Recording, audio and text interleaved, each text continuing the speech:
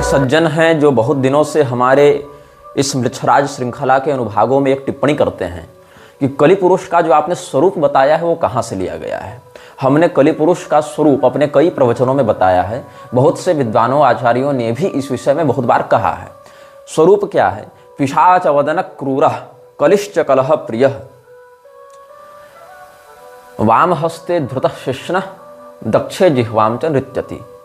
भाव क्या है कि बहुत क्रूर पिशाच के समान जिसकी मुखाकृति है, कलह में जिसको बड़ा मन लगता है, कलह से जो प्रेम करता है, अपने बाएं हाथ में लिंग को पकड़कर और दाहिने हाथ में जिह्वा को पकड़कर जो नृत्य कर रहा है, ऐसा स्वरूप कलियुग का बताया गया है। और इसी कलि पुरुष की आराधना करके मृच्छराज वर्तमान वाले ने भी और पहले वालों ने भी बहुत कुछ उपद्रव किया और आगे करने की योजना बनाते रहते हैं और अपने अनुयायियों को, अपने आराधकों को प्रत्यक्ष रूप से अथवा परोक्ष रूप से लोगों में अधर्म को ही धर्म के रूप में प्रतिस्थापित करने के लिए भेजते रहते हैं। इतना आपको हमने बोध पहले भी करा दिया था।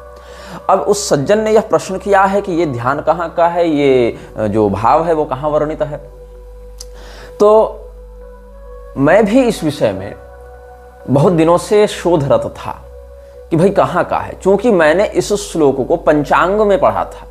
पंचांग जो भारत में मान्य ज्योतिषीगण निकालते हैं, परंपरागत जो पंचांग छपते हैं, अधिकांश पंचांगों में ये श्लोक युग धर्म के स्वरूप निरूपण में पहले दिया होता है, लेकिन वहाँ मुख्य श्लोक तो मिलता है किंतु उसका संदर्भ उन्होंने नहीं दिया होता है। बचपन में हमने पढ़ा था, हम इसी बात को कहते रहे। किंतु हम अपने दर्शकों का धन्यवाद व्यक्त करना चाहेंगे कि उनके अनेकानेक प्रश्नों से हमारा स्वाध्याय भी दृढ़ होता है और हमारे अध्ययन के दृढ़ होने से फिर लोगों का भी मंगल होता है, अलग अलग बातें सामने आती हैं।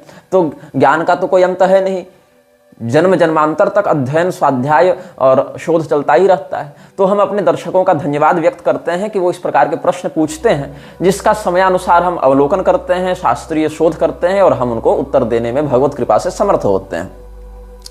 हम आपको ब्रह्म वैवर्त पुराण के तृतीय खंड के परिशिष्ट के रूप में व्यक्त किए गए काशी रहस्य से एक भाव व्यक्त करना चाहेंगे और इस भाव को आप समझेंगे तो आगे बहुत सी संस्थाओं के षड्यंत्र को समझने में आपको सुविधा होगी। जैसा कि पहले हमने योगानंद के विषय में बताया, जैसा कि हम वर्तमान में इस्कॉन के विषय में बता रहे हैं, महेश योगी इत्यादि के बारे में भी बता चुके हैं। आगे विवेकानंद, आरएसएस और गायत्री परिवार या ब्रह्मा कुमारी या ओशो या और भी इस प्रकार के अनुकूल ठाकुर, ये सब के ऊपर भी बातें आएंगी।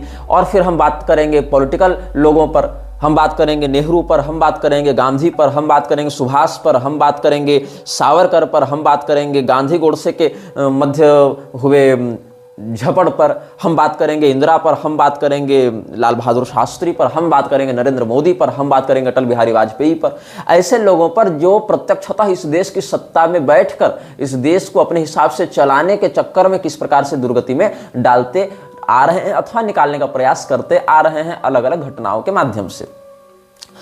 इसके अनंतर हम इस श्रृंखला में इन विषयों पर भी चर्चा करेंगे कि कैसे मृच्छराज के द्वारा भेजे गए ईसाइयों के द्वारा, मुसलमानों के द्वारा, बौद्धों के द्वारा इस देश की मूल संस्कृति अवधारणा को विकृत किया गया है, चाहे तलवार से, चाहे कलम से, चाहे मीठा खिलाकर, चाहे जहर चटाकर।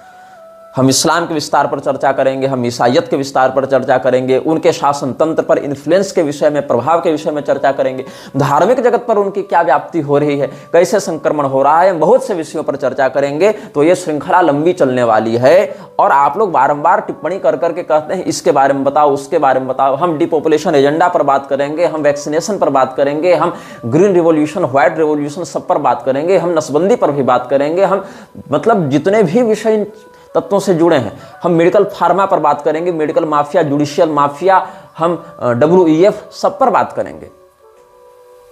लेकिन समय अनुसार, ऐसा नहीं कि आपके टिप्पणी कर देने से हम सारा काम धंधा छोड़ के और एक ही विषय पर भिड़ जावे, पड़ जावे कि नहीं यही बात है, ऐसी ही है, वैसी है। नहीं हो सकता है ऐसा, क्योंकि समय कम होता है, विषय अनंत होते हैं और उसकी अभिव्यक्ति करके फिर उसको एडिट करके फिर उसको अपलोड करके फिर आप सबों की प्रतिक्रियाओं की पुनः प्रतिक्रिया देने में ही बहुत समय निकलता है और मेरे पास इतना समय होता नहीं है। इसीलिए भगवत कृपा से, भगवत प्रेरणा से जितना मिल रहा है उतना आप ग्रहण करते जाएं और धैर्यपूर्वक आगे आने वाले विषयों की प्रतीक्षा करते रहें। यही आप सबों के प्रति हमारा परामर्श होगा। तो हम बात कर रहे थे कलयुग के स्वरूप की। चूंकि मृच्छराज ये सारे उपद्रव कलयुग को प्रसन्न करने के लिए करता है, कलिवृद्धि के लिए करता है, और कलयुग जितना पुष्ट होता है उतना ही मृच्छराज का बल बढ़ता है। मृच्छराज का बल बढ़ता है, उसके पैशाचिक ऐश्वर्य में वृद्धि होती है। तो मृच्छराज जिसकी आराधना करता है, ऐसा कलिपुरुष कैसा दिखता है, उसकी कार्य प्रणाली क्या है, उसके प्रभाव से क्या क्या परिणाम देखने को मिलते हैं, ये सब हम आपको प्रमाण के साथ बताएंगे, श्लोक के साथ बताएंगे, हिंदी सरल अनुवाद के साथ बताएंगे। तो जब भगवान ब्रह्मदेव के द्वारा चारों युगों का प्रवर्तन किया गया था, देखो कोई भी युग अकेला नहीं रह सकता है, प्रकाश अंधकार के बिना नहीं रह सकता है, सुगंध दुर्गंध के बिना नहीं रह सकता है। मतलब दोनों साथ साथ नहीं रहेंगे एक जगह एक साथ, लेकिन प्रकृति में सत्वगुण रजोगुण तमोगुण तीनों रहेंगे वैषम्य भाव से, तभी संसार चक्र प्रवर्तित होगा। ये बात मैं समझाना चाह रहा हूं। किसी भी एक वर्ण से, किसी भी एक तन्मात्रा से, किसी भी एक तत्व से, किसी भी एक गुण से, ये किसी भी एक कालखंड से संसार गतिमान नहीं हो सकता है। इसीलिए अपेक्षाकृत कम ही सही, लेकिन किसी मात्रा में अधर्म को रहना पड़ेगा, किसी मात्रा में तमोगुण को रहना पड़ेगा। इसीलिए कलयुग को पूरे समय चक्र में कितना हिस्सा मिला है? मात्र 10%, 1/10 मिला है। मतलब सतयुग को कितना मिला है? 40%, त्रेता युग को 30%, द्वापर युग को 20% और कलयुग को 10%। ये कालखंड में इनको भाग मिला है। तो जहां कलयुग मात्र 10% है, उसकी तुलना में द्वापर युग 20% है, इसकी तुलना में त्रेता युग 30% है, इसकी तुलना में सत्ययुग 40% है।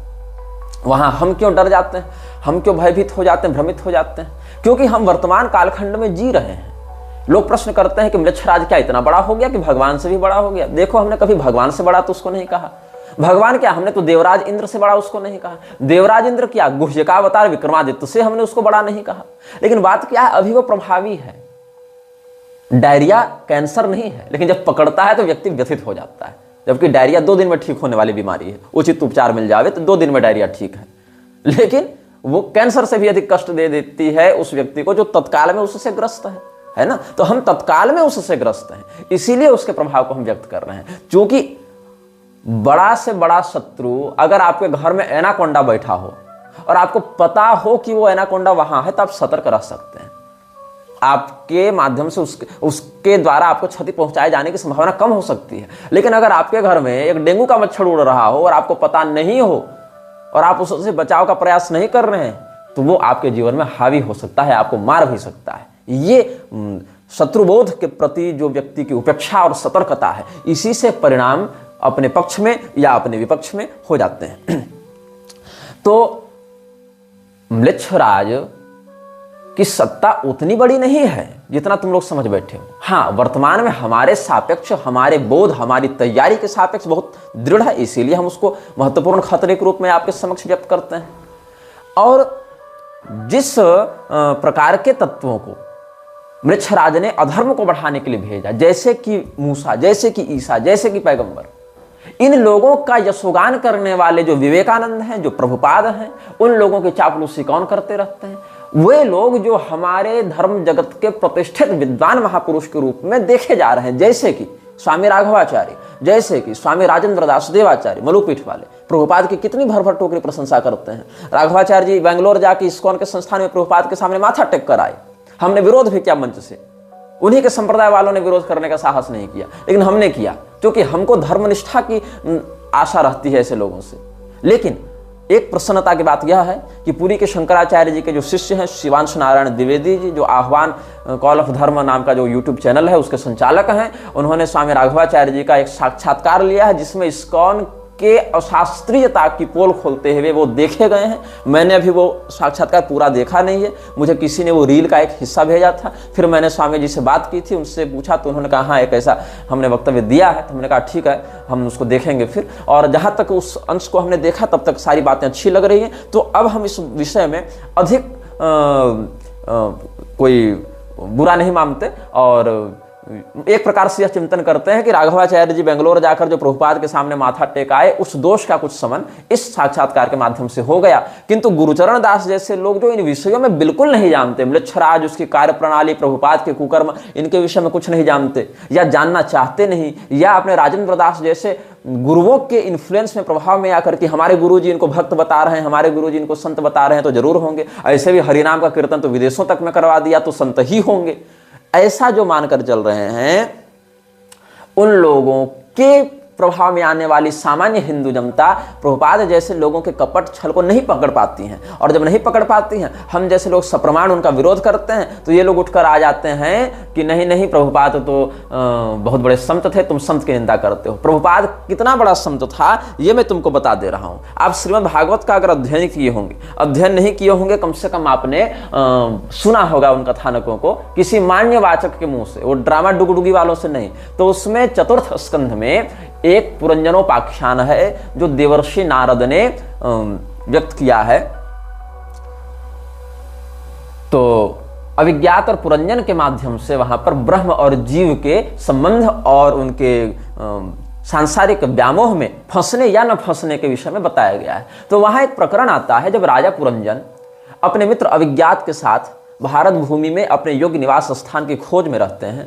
एक बहुत सुंदर दुर्ग का दर्शन होता है। नवद्वार समन्वित उस पूर्व में जब राजा पुरंजन प्रविष्ट होते हैं तो अभिज्ञात बाहर ही निकल जाते हैं, वो नहीं फंसते हैं उन सभी विलासी बातों में। तो राजा पुरंजन को वहां एक बहुत ही सुंदर स्वरूप वाली स्त्री दिखाई पड़ती है। उस स्त्री के रक्षक के रूप में एक पंचमुखी सर्प था, 10 सेवक हैं, सैकड़ों सेविकाएं हैं, ये सब बातें हैं। वो सब आप हमारे या किसी मान्य विद्वान के प्रवचनों में सुन सकते हैं। पुरंजनोपाख्यान के विषय में बहुत से वक्तव्य यूट्यूब पर भी आपको उपलब्ध होंगे। तो उस स्त्री से, उस रमणी से प्रेम का अनुभव करने के कारण राजा पुरंजन ने बड़ी चातुरी के साथ, बड़े केली कला निपुणता के साथ प्रेम प्रस्ताव रखा है। और उस स्त्री ने उसके प्रेम प्रस्ताव को स्वीकार भी किया है। और प्रेम प्रस्ताव को स्वीकार करने के समय उसने एक बात कही है, पितृदेवर्षि मर्त्यानाम भूतानाम आत्मनश्चह क्षम्यम वदन्ति शरणम भवेस्मिन यद गृहाश्रम। हम लोग गृहस्थ धर्म का पालन करते हैं, मतलब आप हमसे जो विवाह करना चाहते हैं, हम इस प्रस्ताव को स्वीकार करते हैं। कौन कह रही है? वो स्त्री। स्त्री का नाम क्या है कोई नहीं जानता, लेकिन उसको पुरंजनी के नाम से हम व्यक्त कर देते हैं, क्योंकि शास्त्र में वैसा ही संकेत प्राप्त होता है। उसका वास्तविक नाम कुलगोत्र वो नहीं जानती थी, ऐसा उसने कहा। और ये एक रूपक के रूप में प्रस्तुत किया गया है। यहाँ आत्मा ही पुरंजन है, उसकी बुद्धि ही पुरंजनी है, ऐसा यहाँ रूपक बताया गया है। तो कहती है वो पुरंजनी कि गृहस्थ व्यक्ति श्राद्ध इत्यादि करेगा तो पितरों को संतुष्ट करेगा, अग्निहोत्र आदि के माध्यम से, स्वाध्याय आदि के माध्यम से देवता ऋषियों को तृप्त करेगा, तर्पण आदि के माध्यम से, अतिथि सत्कार इत्यादि के माध्यम से मनुष्य को तृप्त करेगा। तो गृहस्थ आश्रम जो है वो देवता, मनुष्य, पितर और ऋषि सभी प्राणियों के समस्त, यहाँ तक कि पिपीलिकादि बलि, काक बलि इत्यादि के माध्यम से, कौवा और चींटी, कुत्ते, स्वान बलि इत्यादि तक के माध्यम से, पशु पक्षी तक का भरण पोषण गृहस्थ करता है। तो इससे समस्त लोगों का हित है, कल्याण है, मंगल है। इसीलिए हे राजन, हम गृहस्थाश्रम में जाते हैं। इस प्रकार का भाव व्यक्त किया है। आगे का श्लोक क्या कहता है? का नाम वीर विख्यातम वदान्यम प्रिय दर्शनम न वृणीत प्रियम प्राप्तम मादृशी तादृशम पतिम। हे राजन, आपने हमारे सौंदर्य की, हमारे लावण्य की प्रशंसा की है, तो ऐसा नहीं कि हम ही केवल इतनी सुंदरी हैं, आप भी परम सुंदर हैं, आप बड़े वीर हैं, बड़े उदात्त चरित्र वाले नायक हैं, आप बड़े विख्यात हैं। तो कौन सी ऐसी स्त्री होगी जो आप जैसे सज्जन आर्य पुरुष को अपना पति स्वीकार नहीं करना चाहेगी? इतनी सी बात है इस प्रसंग में कि एक राजा एक रानी के प्रति प्रेम व्यक्त करता है और रानी भी उसके प्रेम को बड़ी पवित्रता के साथ स्वीकार करती है। दोनों विवाह करते हैं, तो दोनों एक दूसरे की सुंदरता या उन्नत व्यक्तित्व की प्रशंसा करते हैं। इतनी सी बात है। लेकिन अब हम इतना बता क्यों रहे हैं? यहां हम बता रहे हैं कि प्रभुपाद ने इसका कैसे व्याख्यान किया है। जिस प्रभुपाद को तुम संत मानते हो और हमारे कथित जगतगुरु लोग जिस प्रभुपाद को बड़ा संत बताते फिरते हैं, उस व्यक्ति ने यहां पर क्या अर्थ किया है जिस अर्थ का कोई तालमेल नहीं इस प्रसंग से। अगर श्लोक में ऐसा कोई भाव प्रतीत होता तो समझ में आता कि हाँ, श्लोक में ऐसा भाव है तो कह रहा है व्यक्ति। टीकाकार श्लोक के विरुद्ध तो टीका करेगा नहीं, अगर अच्छा टीकाकार है तो। लेकिन यहां पर श्लोक में कोई ऐसा भाव नहीं है, फिर भी अपने से घुसाया है प्रभुपाद ने अनुवाद में। भागवत महापुराण की उसकी टीका को पढ़ना, क्या लिखता है यहां जो है ना, का नाम वीर विख्यातम वदान्यम प्रिय दर्शनम।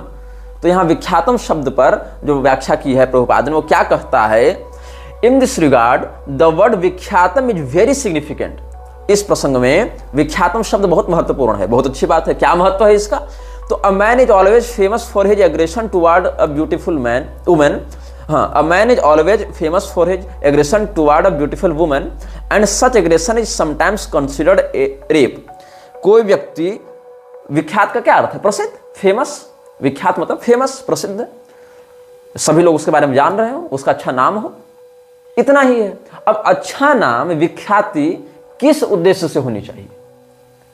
अगर कोई बहुत बड़ा कवि हो, बहुत पराक्रमी योद्धा हो, बहुत अच्छा प्रियदर्शन रूप हो उसका, या बहुत अच्छा वो ज्ञानी हो, मतलब उसके व्यक्तित्व में कोई बढ़िया गुण हो जो सामान्यतया अन्य लोगों में न देखा जाए, चाहे बहुत पराक्रमी हो, बहुत धनी हो, बहुत ज्ञानी हो, बहुत करुणामय उदार चरित्र वाला हो, बहुत परोपकारी हो, बहुत बलिष्ठ हो, मतलब कुछ हो ऐसा जो सद्गुणी हो और वह सद्गुण सामान्यतया अन्य लोगों में उतनी मात्रा में न देखा जाए, तब कोई व्यक्ति विख्यात होता है। ये क्या कहता है कि कोई व्यक्ति अगर किसी महिला के प्रति आक्रामक होकर व्यवहार करता है और कई बार ये आक्रामकता बलात्कार में, रेप में प्रवृत्त हो जाती है, तो वो व्यक्ति फेमस हो जाता है। और विख्यातम का यही अर्थ है। इस मूर्ख को कोई पढ़ावे कि उसको विख्याति नहीं कहते। बलात्कारी विख्यात नहीं होते, कुख्यात होते हैं।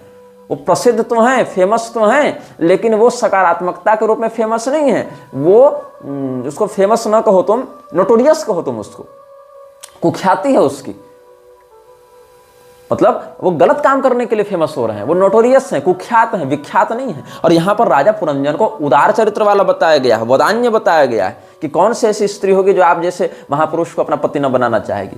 इतना ही नहीं रुका प्रभुपाद, इसकी मेंटेलिटी देखो आगे क्या लिखता है। Although rape is not legally allowed, यद्यपि कानूनी रूप से बलात्कार का समर्थन नहीं किया गया है या बलात्कार को प्रोत्साहित नहीं किया गया, अनुमति नहीं दी गई, फिर भी इट इज अ फैक्ट, ये फैक्ट बता रहा है, it is a fact that a woman likes a man who is very expert at rape. ये क्या कहता है कि औरत, यहां पर औरत ही कहूंगा, औरत हालांकि एक अच्छा शब्द नहीं है, लेकिन इसकी भाषा में वही है कि जो स्त्री बलात्कार करने वाले पुरुष के प्रति आकर्षित हो, मतलब वो भी मानसिक रूप से स्वस्थ नहीं है। जो स्त्री बलात्कार को एंजॉय करे, मतलब वो यौन रोग से या किसी यौन मानसिक विकार से ग्रस्त है, वो अपनी स्वस्थ मानसिक स्थिति में नहीं है। और उस स्त्री की मनस्थिति को संसार की समस्त स्त्रियों में आरोपित करके उसको जनरलाइज नहीं किया जा सकता है, इस भावना का सामान्यीकरण नहीं किया जा सकता है। कोई व्यक्ति अगर बलात्कारी मानसिकता का व्यक्ति है, कोई व्यक्ति 5-6 साल की बच्ची को देखकर भी अगर उसके प्रति बलात्कार की भावना कर रहा है, युवावस्था को छोड़ दो, मान लो मन भटक गया, हालांकि वहां नहीं होना चाहिए, लेकिन चलो युवावस्था थी, लेकिन 5-5 साल की बच्ची को देखकर भी मन भटक जा रहा है तुम्हारा, इसका अर्थ है तुम मनोरोगी हो, तुम स्वस्थ मानसिकता से नहीं हो। और तुम्हारी मानसिकता को समाज में समस्त पुरुषों के लिए जनरलाइज नहीं किया जा सकता है। ये एक तथ्य है, ये फैक्ट है। लेकिन प्रभुपाद यहां क्या लिखता है कि नहीं, फैक्ट क्या है? It is a fact although rape is not legally allowed, it is a fact that a woman likes a man who is very expert at rape. मतलब प्रभुपाद ये मानता था कि स्त्री के लिए वह पुरुष विख्यात है जो उसके प्रति आक्रामक हो, और यह आक्रामकता कई बार बलात्कार में भी परिणत हो सकती है। और जो पुरुष बलात्कार में निपुण होता है, स्त्री उससे प्रेम करती है, उसके प्रति आकर्षित होती है और उसको पसंद करती है।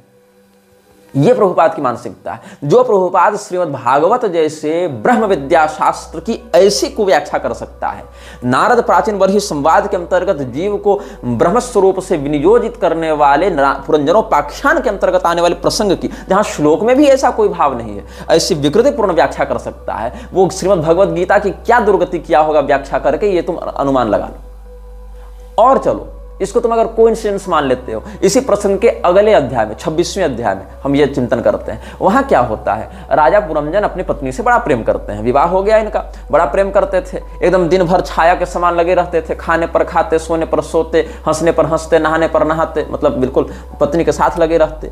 एक दिन अपनी पत्नी से अनुमति लिए बिना या उसको साथ लिए बिना या उसको सूचित किए बिना राजा पुरंजन शिकार खेलने चले गए। वापस आए, पत्नी रूठी हुई थी, पत्नी को मनाने लगे। मनाने के लिए अलग अलग प्रकार के प्रणय भाव का निवेदन किया, पैर भी दबाया, पुचकारा भी कि चलो मान जाओ मान जाओ, और अंत में क्या कहते हैं कि तुम्हारी सुंदरता से कामदेव ने मुझे पीड़ित कर रखा है। और जो पति इतना प्रेम करे उस पति को तो सदैव स्त्रियों के द्वारा, पत्नी के द्वारा सम्मान प्राप्त होना चाहिए। तो मुझसे गलती तो हो गई, मुझसे पाप तो हो गया कि तुमसे परामर्श किए बिना, तुमसे अनुमति लिए बिना या तुमको साथ में लिए बिना हम चले गए थे शिकार खेलने के लिए। लेकिन ये बात भी सच है कि हम तुमसे बड़ा प्रेम करते हैं और अपने वश में तुमने हमें कर रखा है, अपने प्रेम से तुमने हमें अपने नियंत्रण में कर रखा है। इसलिए हमें क्षमा करके हमारी ओर प्रेम से देखो और हमें प्रसन्न करो, अपने क्रोध को दूर करो। यही भाव है इस श्लोक का। तन्मे प्रसीद सुहृदः कृतकिल विशस्य स्वैरम गतस्य मृगयाम व्यसनातुरस्य कादेवरम वशगतम कुसुमास्त्र वेग विस्रस्तपौष्ण मुशति न भजेत कृत्य। ये हमने आपको सरल में इसका अर्थ बता दिया। प्रभुपाद ने इस श्लोक की व्याख्या में क्या लिखा है, वो क्या लिखता है, generally when a woman is attacked by a man whether her husband और some other man she enjoys the attack being too lusty.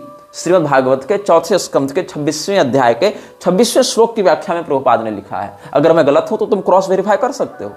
अगर मैं गलत बता रहा हूं तुम प्रभुपाद के किताब से इसको क्रॉस वेरीफाई कर सकते हो कि मैं सही कह रहा हूं कि गलत कह रहा हूं। ऑनलाइन भी ये सब पीडीएफ या वेबसाइट्स में उपलब्ध होंगे श्रीमद् भागवत के उसके एक्सर्प्स। तो क्या होता है, प्रभुपाद लिखता है इसमें, जब कोई महिला किसी पुरुष के द्वारा आक्रमण की जाती है, क्योंकि कोई पुरुष किसी महिला पर आक्रमण करता है यौन भाव से, मतलब आक्रमण तो भाई गहना लूटने के लिए भी कर सकता है, लेकिन वहां पर यौन तृप्ति की उत्कंठा नहीं होती है। मतलब अगर कोई महिला का मंगलसूत्र छीन कर भाग रहा है उसका अलग भाव बनेगा, लेकिन कोई रेप करना चाह रहा है उसका अलग भाव बनेगा। रेप करना वाला तो गहना इत्यादि कुछ नहीं देखता ना, और गहना देखने वाले को उसकी शारीरिक सुंदरता या उससे कोई मतलब नहीं, वो तो सोना चांदी देखेगा। तो आक्रमण करने का उद्देश्य अगर यहाँ बलात्कार करना हो तो महिला उसको एंजॉय करती है, ऐसा प्रभुपाद का कहना है। अब देखो होता क्या है, काम शास्त्र में मैंने भगवती की कृपा से 12विध काम शास्त्र का भी अध्ययन किया है। तो काम शास्त्र में बाभ्रव्य मुनि का मत है, पुरूरवा का मत है, साम्राज दीक्षित का मत है, ऐसे करके बहुत कुछ है, वात्सायन महर्षि का मत है। तो जो यहाँ पर भाव है काम शास्त्र में, उसमें नायिका और नायक की कई श्रेणियां होती हैं। तो कई बार क्या होता है, कोई नायिका रति क्रीड़ा के मध्य अपने मुख को लज्जित भाव से नीचे करती है, क्योंकि वस्त्र अनावृत हो रहे होते हैं, तो वस्त्र की न्यूनता के कारण उसको अभ्यास नहीं होता इस प्रकार से न्यून वस्त्रों में रहने का या निर्वस्त्र रहने का।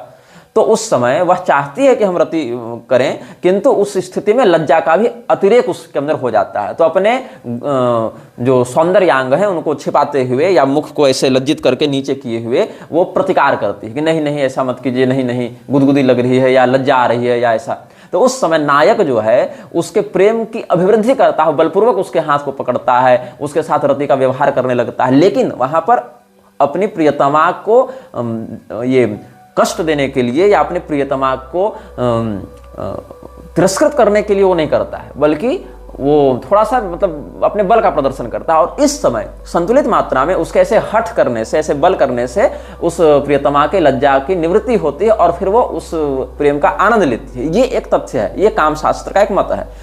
लेकिन अगर वह रति की इच्छा नहीं रखती और विशेष करके जब वो उसका पति भी नहीं है, मतलब बलात्कार हो रहा है उसके साथ, तब क्यों एंजॉय करेगी भाई? तब तो वो रोएगी, चिल्लाएगी, अपनी रक्षा की प्रार्थना करेगी। इन लोगों ने, इन मूर्खों ने सीता जी का चरित्र नहीं पढ़ा है। रावण कितना प्रलोभन दिया, सीता जी का मन डिगा, सपने में भी डिगा। दमयंती का मन डिगा था, वो व्यास से बलात्कार करना चाहता था तो डिगा था मन। द्रौपदी जी का मन डिगा था। अरे इन सती साध्वी जो हमारी देवियां हैं, हमारी भगवती हैं, उनका तुम चरित्र क्यों नहीं देखते? तुम सामान्यतः जनरलाइज कर रहे हो। कुलटा स्त्री का व्यक्तित्व यहां थोड़ी दिखाया जा रहा है। और कुलटा स्त्री भी बलात्कार को एंजॉय नहीं करती है, उसको भी पैसा देकर कोई व्यक्ति खरीदता है, कोई वेश्यागमन करता है तो धन देकर उसको संतुष्ट करता है, नहीं तो वो भी एंजॉय नहीं करती है। और ये क्या लिखता है, जनरलाइज कर रहा है इस बात को। When a woman is attacked by a man whether her husband और सम अदर मैन, मतलब हस्बैंड में तो काम शास्त्र लागू हो भी सकता है, चलो ठीक है पति है, लेकिन other man she enjoys the attack being too lusty. ये इसकी भावना है स्त्रियों के प्रति। हाँ, ये सत्य है कि स्त्रियों में कामातिरेक पुरुष की अपेक्षा 8 गुण अधिक होता है।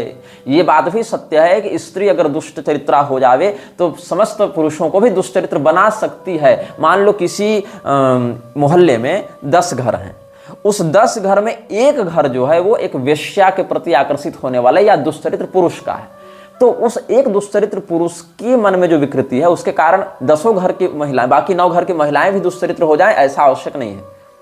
लेकिन अगर एक घर की महिला दुश्चरित्रा है तो वो संकेत स्थान का प्रयोग करके पूरे मोहल्ले को भी भ्रष्ट कर सकती है, क्योंकि अगर महिला स्वयं से पहल करे तो पुरुष के भटकने की संभावनाएं बहुत बढ़ जाती हैं और महिला उसको गोपनीय रखती, इसीलिए वो विकृति कितनी फैलती कोई नहीं जानता। व्यभिचार को महिला ही छिपाकर प्रश्रय देती है, ये सत्य है। अगर महिला अपने चरित्र पर निष्णात रहे तो अगर उसके साथ कोई बलात्कार करने आ भी जाए तो वो छिपेगा नहीं, वो दंडित होगा समाज के द्वारा, वो पर्दा उसका खुल जाएगा।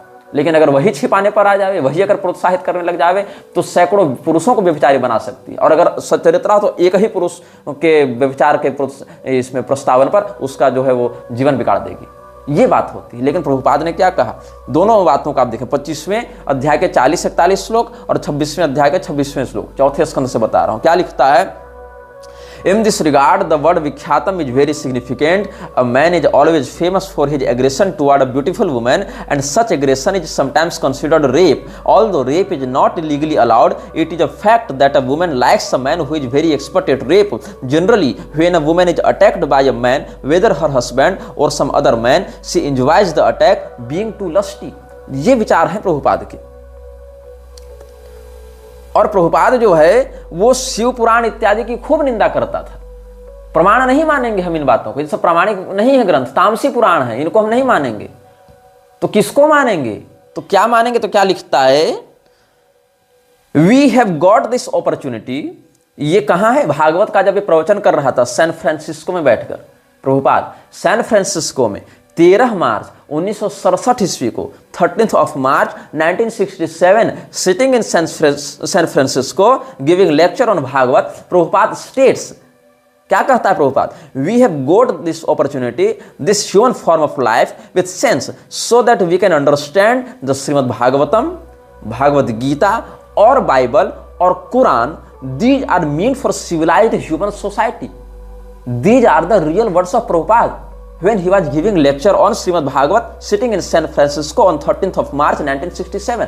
क्या कहता है प्रभुपाद, हमें ये अवसर मिला है, ये मनुष्य जीवन और ये प्रज्ञा मिली है, ये बुद्धि मिली है, ताकि हम समझ सकें उन ग्रंथों को जो सभ्य मानव समाज के लिए बनाए गए हैं, जैसे कि श्रीमद् भागवत, भगवद गीता, बाइबल या कुरान. अगर शिव पुराण से कोई प्रमाण इन लोगों को दो, इन लोगों को स्कंद पुराण से कोई प्रमाण दो, इनको अगर ऐसे किसी ग्रंथ से प्रमाण दो जहां भगवती दुर्गा का चरित्र महात्म्य बताया गया है, जहां गणेश पुराण हो, देवी भागवत हो, तो वो सब क्या कहेंगे, ये सब अप्रमाण है, ये सब मायावादी ग्रंथ हैं, ये सब हम नहीं मानते. लेकिन मानव जीवन क्यों मिला है इसको? कुरान और बाइबल पढ़ने के लिए. और गीता और भागवत को ये कुरान और बाइबल के समकक्ष रख रहा है. मतलब इसके लिए कुरान और गीता में कोई अंतर नहीं, बाइबल और भागवत में कोई अंतर नहीं. ये इसकी बुद्धि. लेकिन इसको शिव पुराण और भागवत में भेद दिख जाता है. ये प्रभुपाद की ओरिजिनल वाणी है. अब बताओ, बाइबल और कुरान को, भागवत महापुराण और गीता के समतुल्य समझने वाला और स्वयं को उसको समझने के लिए मानव जीवन प्राप्त हुआ, ऐसा कहने वाला व्यक्ति चैतन्य महाप्रभु का अनुयायी है, मध्वाचार्य जी का अनुयायी है, गौड़ी संप्रदाय का आचार्य है. और ये सब आजकल के कथित बड़े बड़े जगत गुरु और महामंडलेश्वर इसको प्रणाम करते हैं. और आगे देख लो क्या होता है. 1 जुलाई 1976 को जब अक्षोयानंद ये सबसे बात नहीं, ये जब बात हो रही थी, अक्षोयानंद को तो गाली दिया था इसने, अक्षोयानंद या क्या नाम है इसका, स्वामी करपात्री जी और स्वामी अखंडानंद जी वो क्या कहा था इसने, it is very popular amongst the Mayavadi people you speak of all now the so called Vedantis they are speaking on Shrimad Bhagavatam distorting. मतलब आजकल के जो मायावादी वेदांती हैं, जिनको शंकराचार्य की परंपरा वालों को खूब गाली देता था ना प्रभुपाद, लेकिन कभी इसने ईसा मसीह को कुछ नहीं भला बुरा कहा, क्योंकि तुरंत विदेश वाले 2-2 लाख देके निकाल देते वहां से. लेकिन उनका पैसा चाहिए था, उनको अपनी ओर कल्ट बनाकर आकर्षित करना था. स्वामी करपात्री जी जब भागवत महापुराण पर प्रवचन करते थे तो क्या प्रौढ़ता थी उनके व्याख्यान में, अगर आपने सुना है या पढ़ा है तो समझ सकते हैं. स्वामी अखंडानंद जी कितना बढ़िया प्रवचन करते थे. उनके भागवत के मर्म को अगर तुम पढ़ने बैठो, सुनने बैठो, समझने बैठो, तो वहां से निकलने मन नहीं करेगा, वहां डूबे रहने मन करेगा. एक एक श्लोक पर ऐसा भाव प्रस्तुत करते थे ये दोनों महापुरुष. और मलुक पीठ वाले महाराज जी भी इन दोनों महापुरुषों की खुलेआम सराहना करते हैं, मंच से प्रशंसा करते हैं, और कई मामलों में इनका संदर्भ देकर उदाहरण भी देते हैं. राघवाचार्य जी भी ऐसा करते हैं, पूरी के शंकराचार्य जी भी ऐसा करते हैं. मतलब जो भी इस प्रकार से शास्त्रीय ग्रंथों से जुड़े लोग हैं वो ऐसा करते हैं. किंतु क्या कहा था इसने, प्रभुपाद ने, जो गीता और भागवत को कुरान और बाइबल के समतुल्य बता रहा है और प्रामाणिक बता रहा है कुरान बाइबल को, वो भागवत के प्रवचन करने पर करपात्री स्वामी को कहता था कि तुम तो भागवत के अर्थ को विकृत करते हो। जो रेप का समर्थन भागवत से करवा रहा है, बलात्कार का समर्थन भागवत से करवा रहा है, वो स्वामी करपात्री जी पर आक्षेप करता था कि तुम भागवत की गलत व्याख्या कर रहे हो। और क्या कहता था, रास्कल कहता था। अब बोलना पड़ेगा, लिखा है, कहा है इसने, इसीलिए बोलना पड़ेगा, इसलिए मैं क्षमा चाहता हूं ऐसे महापुरुषों से। मेरा सिद्धांत के विरोध हो भी जावे तो इस प्रकार की हम शब्दावली का प्रयोग नहीं करते हैं। Now the so called Vedantis they are speaking on Shrimad Bhagavatam distorting Akhandananda Karpatri the rascals, ऐसा इसने कहा है। स्वामी करपात्री जी के विरोध में अगर अभी हम ऐसे शब्द का प्रयोग कर दें, भगवत कृपा से नहीं करेंगे, लेकिन अगर कर दें तो कितने लोग मेरे विरुद्ध हो जाएंगे। तो लोग कहेंगे संत की निंदा करते हो, लेकिन इस्कॉन के संस्थापक प्रभुपाद के इन वास्तविक शब्दों पर कोई ध्यान नहीं दे रहा है। और आगे देखो, तुलसीदास जी के विषय में तो कह ही चुका है कि he is not pure Vaishnav, he has got Mayavadi touch. Tulsidas ji pure Vaishnav नहीं है, वो मायावादी प्रभाव में थे, ऐसा कह रहे हैं। लेकिन पैगंबर प्योर वैष्णव था, ईसा मसीह प्योर वैष्णव था, उस पर भी बाद में आएंगे इसके लिए। और क्या कह रहा है, चैतन्य चरितामृत पर जब ये व्याख्यान कर रहा था 1966 में, जब इस्कॉन शुरू बना था 27 नवंबर 1966 को, शुरू में, ये नहीं कि प्रभुपाद के मरने के बाद इस्कॉन गड़बड़ हो गया, शुरू की बात देख लो। If you stick to particular type of scripture, oh I am Christian, oh I can not go beyond my Bible, oh I am Hindu, oh I am can not go beyond my Vedas Purana as Mahabharata, oh I am Muslim, I can not go beyond my Quran, but you will find because we are all foolish and we will find there is difference between Quran, difference between Bible, and actually there is no difference. Each scripture is all right but according to circumstances, according to country, according to the people they have been differently advised but the ultimate is God। मतलब ये क्या कहता है, और कितनी मोहक और उदारवादी बात इसकी लगती है। लेकिन कैसे इसने स्थापित कर दिया कि कोई क्रिश्चियन है तो बाइबल का अतिक्रमण नहीं कर पाएगा, कोई हिंदू है तो वेद पुराण महाभारत का अतिक्रमण नहीं कर पाएगा, कोई मुसलमान है तो कुरान का अतिक्रमण नहीं कर पाएगा। जबकि सत्य क्या है कि बाइबल भी वही बात कहती है जो वेद पुराण महाभारत कहते हैं, जो कुरान कहते हैं, बस अलग अलग देश और अलग अलग भाषा में कहा गया है। ये कह रहा है, मतलब कैसे कैसे कुरान बाइबल को जोड़ते जोड़ते साथ में वेद महाभारत पुराण को भी उसी औकात में लाकर इसने खड़ा कर दिया है। आगे देखो, भागवत महापुराण के तृतीय स्कंध पर न्यूयॉर्क में जब ये व्याख्यान कर रहा था तो श्रुत्य means revealed scriptures, just like in the world there are many revealed scriptures, there are Vedas, Puranas, Bible, Quran, and there are so many religious scriptures also. श्रुताया शब्द की व्याख्या कर रहा था, तो श्रुताया शब्द का अर्थ इसने लगाया है कि जैसे ग्रंथ जिनको प्रकाशित किया गया, जिनको प्रकट किया गया। तो क्या कहता है, प्रकट किए में बहुत से ग्रंथ हैं, धार्मिक ग्रंथ हैं, जैसे कि वेद हैं, जैसे कि पुराण हैं, जैसे कि बाइबल हैं, जैसे कि कुरान है। ये इसकी सेकुलर मानसिकता थी। ये कृष्ण भक्त नहीं था, ये कृष्ण भगवान के सिद्धांत को वैसे ही पकड़ लिया जैसे कि कोई अजगर किसी खरगोश को पकड़ लेता है, ये इसने किया है। और 1956 में जब इस्कॉन को इसने उस प्रकार से स्थापित भी नहीं किया था, तब क्या कहता था, back to Godhead volume 3 12वां part, definition of the voice and scope, उसमें इसने क्या कहा था, the Vedas, the Bible, the Quran and all such authentic literatures are tangible support to the man who believes in God. Veda, Quran और Bible ये सब authentic literatures हैं इसके लिए। शिव पुराण अप्रामाणिक है इनके लिए, लेकिन वेद किसी समकक्ष बाइबल और कुरान और ये ऑथेंटिक हो गए। और देखो आगे, जो 1967 में 1968 के 15 जून को इसने लेक्चर दिया, वहां से मैं बता रहा हूं। And if you think that oh Krishna is the name of Hindu God, if you have got any objection then you may not chant Krishna, but you have must have a name of for God, just like somebody the Mohammedans call Allah, the Jews call Jehovah, and somebody call something that doesn't matter. मतलब अगर तुम कृष्ण को Hindu God समझकर कृष्ण की पूजा नहीं करना चाहते तो कोई बात नहीं, कृष्ण कृष्ण मत चिल्लाओ, मुसलमान हो तो अल्लाह अल्लाह चिल्लाओ, यहूदी हो तो यहोवा यहोवा चिल्लाओ, लेकिन किसी को कुछ तो बोलना ही पड़ेगा, इससे कोई फर्क नहीं पड़ता। तो जब फर्क नहीं पड़ता तो शिव शिव चिल्लाने में क्या दिक्कत है रे, दुर्गा दुर्गा चिल्लाने में क्या दिक्कत है रे? जो कि महाभागवत में तो शिव नाम, दुर्गा नाम, राम नाम इत्यादि का कीर्तन करने कहा ही गया है, तब राम नाम चिल्लाने में क्या दिक्कत है तुमको? तब कृष्ण नाम के पीछे ये हट क्यों करते हो, हम केवल यही उपासना करेंगे? तब तुम्हारी अनन्यता कहां जाती है जब तुम क्राइस्ट और कृष्ण को एक बताते हो? तो ये कपट है इसका। जेनेवा में 4 जून 1974 को इसने क्या कहा था कि मोहम्मद और जीसस भी अवतार हैं, we accept Lord Jesus Christ also, सत्यावेशावतार, मोहम्मद सत्यावेशावतार। ये प्रोफेसर रेगमे जो यूनिवर्सिटी ऑफ लॉसेने के संस्कृत के प्रोफेसर थे, उनसे संवाद करते हुए इसने जिनेवा में 4 जून 1974 को प्रभुपाद ने कहा था। किसके सामने कहा? प्रोफेसर रेगमे के नाम पास। प्रोफेसर रेगमे कौन थे? यूनिवर्सिटी ऑफ लॉसेने में संस्कृत के प्रोफेसर थे, और ये कमरे में बात हुई थी जिनेवा में 4 जून 1974 को, जहां ये कहता है कि हम तो लॉर्ड जीसस क्राइस्ट को भी सत्यावेशावतार मानकर स्वीकार करते हैं, पैगंबर को भी सत्यावेशावतार मोहम्मद को भी मानकर स्वीकार करते हैं। ये इसकी बात है, ये कपट तुम समझो यहां पर। और भगवान कृष्ण के अवतारों में जब ये लोग जो बैनर रिलीज किए थे, वहां सबसे ऊपर कृष्ण भगवान है, और उनसे जब आप लाइनेज देखते जाएंगे तो एक जगह प्रभुपाद को कृष्ण का अवतार दिखाया, फिर ईसा मसीह को दिखाया, फिर पैगंबर को दिखाया है। ऐसे व्यक्ति को तुम संत मानते हो? इस व्यक्ति को फ्रीमेसन्स ने खड़ा किया है, मृच्छराज ने खड़ा किया हिंदुओं के विरुद्ध, सनातन धर्म को विकृत करने के लिए। और यहां पर जीसस क्राइस्ट को अवतार बता रहा है, बाइबल और कुरान को प्रामाणिक ग्रंथ बता रहा है, लेकिन भागवत महापुराण के पहले स्कंद के दूसरे अध्याय के 23वें श्लोक में क्या लिखता है कमेंट्री में? The materialists and the foolish human being worship Brahma and Shiva respectively. मतलब जो मूर्ख और भौतिकवादी लोग हैं, मायावादी लोग हैं, या जो अज्ञानी लोग हैं, वो ब्रह्मा जी की पूजा करते हैं, वो शिव जी की पूजा करते हैं।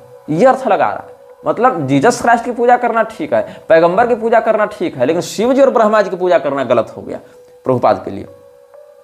और देखो,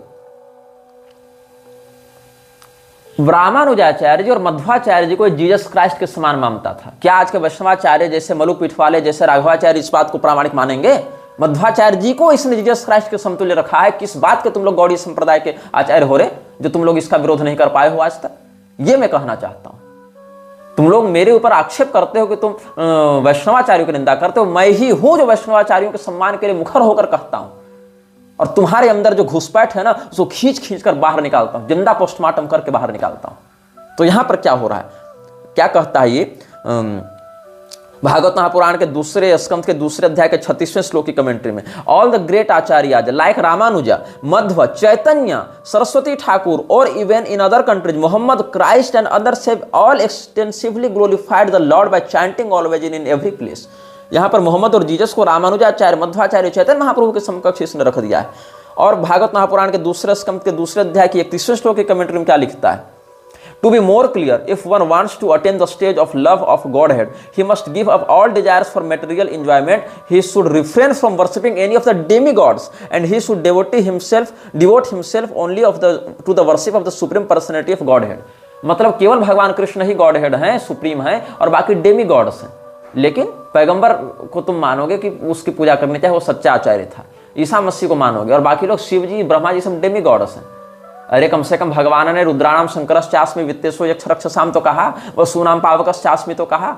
डेमीगॉड ही अगर मानना है तुमको, परब्रह्म नहीं मानते हो रे नालायको, तो कम से कम भगवत विभूति में तो गिनो। यहाँ जीसस क्राइस्ट भगवत विभूति में आ रहे हैं, लेकिन शिव जी नहीं आ रहे इनके लिए। ये इनका कपट है, ये इनका द्वेष है। और Maitreya was a great sage and a learned scholar philosopher, but not a pure devotee of the Lord. Maitreya मुनि जो विदुर जी को भगवान की इतनी सुंदर भक्ति बता रहे हैं, इतना सुंदर गजब का ज्ञान दे रहे हैं, मैत्रेय मुनि जो भागवत महापुराण का विदुर जी, परम भागवत परम भक्त विदुर जी को उपदेश कर रहे हैं, वो प्रभुपाद के लिए सच्चे भक्त नहीं थे। गोस्वामी तुलसीदास जी सच्चे भक्त नहीं थे, इसके लिए तो दुर्वासा मुनि भी सच्चे भक्त नहीं थे। जबकि ब्रह्म वैवर्त पुराण के प्रकृति खंड में शिव जी ने स्वयं दुर्वासा जी को भगवान कृष्ण का परम भक्त बताया है, वहां इसको प्रमाण नहीं मानेगा। ये मैत्रेय मुनि जो जिनके पास भगवान के परम भक्त उद्धव जी ने परम भक्त विदुर जी को ज्ञान लेने भेजा, वो मैत्रेय जी इसके लिए भक्त नहीं थे प्रभुपाद के लिए। लेकिन जीसस क्राइस्ट बहुत बड़ा भक्त था, पैगंबर बहुत बड़ा भक्त था। और बहुत कुछ इसने लिखा है जिसके विषय में हम आपको अच्छा, वशिष्ठ मुनि जो भगवान श्री रामचंद्र जी के गुरु, सोचो कितने बड़े भक्त रहे होंगे। अत्रि मुनि जिनके यहाँ भगवान दत्तात्रेय पुत्र बनकर आए, ये लोग इसके लिए भगवान के भक्त नहीं थे। It appears that Vashishtha was not free from तमोगुण, the mode of ignorance. Bhagavata Mahapurana के 9वें स्कंध में लिखते हैं ये लोग, अत्रि मुनि can not be counted among the pure devotees. मतलब अत्रि मुनि भी पवित्र भक्त में नहीं, जबकि अत्रि मुनि ने वैष्णवागम की अत्रि संहिता का उपदेश किया है। और मतलब अत्रि मुनि जिनके पुत्र बनकर भगवान दत्तात्रेय के रूप में आए, वशिष्ठ मुनि जिनका शिष्यत्व श्री राम जी के रूप में भगवान ने स्वीकार किया, दुर्वासा मुनि जिनको गुरु रूप में भगवान ने अपना गोपियों को परिचय दिया, दुर्वासा जी हमारे गुरु हैं, ऐसे भक्त भी भक्त नहीं थे। गोस्वामी तुलसीदास भक्त नहीं, और ये मैत्रेय मुनि भक्त नहीं, दुर्वासा मुनि भक्त नहीं, वशिष्ठ जी भक्त नहीं, तो भक्त कौन? केवल प्रभुपाद इकलौता पैदा हुआ था भक्त बनकर, और कोई भक्त नहीं था। ये इनकी धूर्तता है। तो हमने आपको प्रभुपाद के ही वचनों से सब कुछ बताया कि कैसे ये लोग मूर्खता करते जा रहे हैं। और कलयुग के विषय में जो हम आपको बताना चाह रहे थे कि कलयुग किस प्रकार से उसका स्वरूप है या कलयुग का कैसा लक्षण है, ये सब हम आपको जो बता रहे थे। तो उस विषय में जब ब्रह्मा जी ने चारों युगों की रचना की थी, तो चारों युगों में अलग अलग कालमान है, जिसमें कलयुग का हिस्सा 10% है, द्वापर युग का हिस्सा 20% है, त्रेता युग का 30% है, और सत्ययुग का 40% है। तो यहाँ पर ब्रह्मा जी ने जो सतयुग का स्वरूप बताया है वो कैसा है? सत्यम वैराग्य बहुलम ज्ञानवत पूर्ण विग्रहम यज्ञोपवीताक्षमाल प्रकोष्ठम ब्राह्मण प्रियम। सत्य स्वरूपी, जिसमें वैराग्य की प्रधानता हो, जो ज्ञान से परिपूर्ण हो, जिसका स्वरूप जो है यज्ञोपवीत से युक्त हो, अक्षमालिका से युक्त हो, ऐसा ब्राह्मण प्रिय जो युग है वह सत्य युग है। इस प्रकार से अब त्रेता द्वापर इत्यादि का देखो। त्रेताद्रुत तनु सद्भीर जुह्वन सुर्वकरो वृषः धर्म प्रवर्तकश्चापि प्रिय धर्म प्रकृतितः। त्रेता युग का कैसा स्वरूप है? सतयुग का तो जप करते हुए है कि यज्ञोपवीत है, ब्राह्मण के स्वरूप में है, जप कर रहे हैं, और जप करते हुए सत्य युक्त होकर ज्ञान वैराग्य से परिपूर्ण जिनका विग्रह है वो सत्य युग हो गए। अब ऐसे अलग अलग भाव भी हैं, लेकिन यहाँ चारों युगों का हम बता दे रहे हैं। फिर त्रेता युग का कैसा है? त्रेता युग बिल्कुल आदृत तनु है, भस्म इत्यादि से आदृत है जिनका शरीर, और कर्मकांड में इनकी निपुणता है। मतलब ज्ञान कांड प्रधान कौन हो गए? सत्ययुग, और कर्मकांड प्रधान हो गए त्रेतायुग। और सज्जनों से घिरे होकर सूर्य को हाथ में लेकर हवन कर रहे हैं, यज्ञ कर रहे हैं, और धर्म को बढ़ा रहे हैं, धर्म का प्रिय कर रहे हैं। ऐसा त्रेतायुग का स्वरूप है। द्वापर युग का कैसा है? द्वापर युग में थोड़ी सी कपट वृत्ति, थोड़ा सा कलह भाव भी लग जाता है। द्वापर खड्ग खट्वांग पाणि सर धनुर्धर लक्षणैर लक्षितः शांतः पुण्य पापात्मक कटु। द्वापर युग के हाथ में खड्ग है, कटार है और धनुष बाण है, लेकिन फिर भी शांत है, मतलब उग्र स्वभाव नहीं है। मतलब लड़ाई की मानसिकता है, लेकिन लड़ाकू प्रवृत्ति का नहीं है। मतलब पराक्रमी है, योद्धा है, लेकिन लड़ाकू नहीं है। जैसे कोई व्यक्ति पराक्रमी होता है लेकिन झगड़ालू नहीं होता है, जरूरत पड़ने पर ही आवश्यकता अनुसार पराक्रम का प्रदर्शन करता है। जैसे हनुमान जी पराक्रमी है, अतुलित बलधाम है, लेकिन झगड़ालू नहीं है, शांत चित्त है। वैसे ही द्वापर युग का स्वरूप बताया गया। इसमें पुण्य भी कुछ है, कुछ पाप भी है। अब कलयुग का क्या है? कलेश स्वरूपम शृणुताथ विप्रा विवेकिनाम शीघ्र फलप्रदम यत् विचारहीना प्रयतम च बहुधा कलौ यतस्ते सुविचारहीना। हे ब्राह्मणों, कलयुग का स्वरूप सुनो। कलयुग का स्वरूप जानोगे तो विवेकी लोगों को शीघ्र फल प्राप्त हो जाएगा। कलयुग में विचारहीन व्यक्ति बढ़ेंगे, अबोध व्यक्ति बढ़ेंगे। तो कैसा है? पिशाच वदन क्रूर कलिह कलह वल्लभ। यहाँ थोड़ा पाठ भेद है, कलिष्ठ कलह प्रिय भी मिलता है। कलिह कलह वल्लभ वामेन शिष्णम शिष्णम दक्षिण जिह्वाम धृत्वा नरर्तच। यही भाव है। इसी का पाठ भेद हमने बताया था कि पिशाच के समान क्रूर शरीर वाला कलयुग तो कलह से बड़ा प्रेम करता है, बाएं हाथ से लिंग को पकड़कर दाहिने हाथ से जिह्वा को पकड़कर नाचता है। और पाणिना पामरैस्तुल्यः पुण्या पुण्य विमिश्रकः ब्रह्मणोग्रे हसन खिब्जन रुदन मुह्यन अवस्थितः स्मित पूर्वमुवाचैनं ब्रह्मा पद्मवरासन। तो ब्रह्मा जी ने देखा अपने सामने कि कलयुग मेरे सामने अपने बाएं हाथ से लिंग और दक्षिण हाथ से जिह्वा को पकड़कर खूब पिशाच के समान क्रूरता पूर्वक हा करते हुए नाच रहा है, अट्टहास कर रहा है। उन्होंने पूछा, तुम ऐसा कर क्यों रहे हो? तुम्हारा ऐसा स्वरूप क्यों है? तब ब्रह्मा जी की बात सुनकर कलि पुरुष ने जो वचन दिया, जो उत्तर दिया, इसका भी हम आपको अगले अनुभाग में वर्णन करेंगे। कलि पुरुष को जो वंश परंपरा प्राप्त है, भगवान ब्रह्मा जी के वंश परंपरा में अधर्म, माया इत्यादि के माध्यम से जो इसका प्राकट हुआ, हिंसा, क्रोध इत्यादि के माध्यम से जो आगे बढ़ता गया है इसका परिवार, उसके विषय में हम पहले के अनुभागों में वक्तव्य दे चुके हैं। कलि पुरुष का स्वरूप कैसा है इसके विषय में हम पहले ही आप सबों को बता चुके हैं। तो यदि आप लोगों ने वो अनुभाग नहीं देखा है तो मृच्छराज श्रृंखला में वो आपको प्राप्त हो जाएगा। अनुभाग 7 में अगर आप जाएंगे तो कलि पुरुष का जन्म कैसे हुआ था, कल की पुराण में कलि पुरुष के बारे में क्या बताया गया है, ये सब भी आप सुन लेंगे। तो अनुभाग 7 एक बार देख लीजिएगा। और इस श्रृंखला की एक विचित्र बात यह है कि सभी अनुभागों को क्रमशः देखिएगा, तभी आगे के विषय स्पष्ट होंगे। ये नहीं कि बीच बीच में देख लिए तो स्पष्ट कर लेंगे, ऐसा नहीं। सारे अनुभाग इंटरकनेक्टेड हैं, अंतर मिश्रित हैं, इसलिए क्रमशः देखेंगे तो ही सारी बात आपको समझ में आएगी। यह वीडियो जल्द ही हटा दिया जा सकता है। कृपया थर्ड पार्टी ऐप्स का उपयोग करके डाउनलोड करें। आप इस वीडियो को अपने चैनल पर फिर से अपलोड भी कर सकते हैं।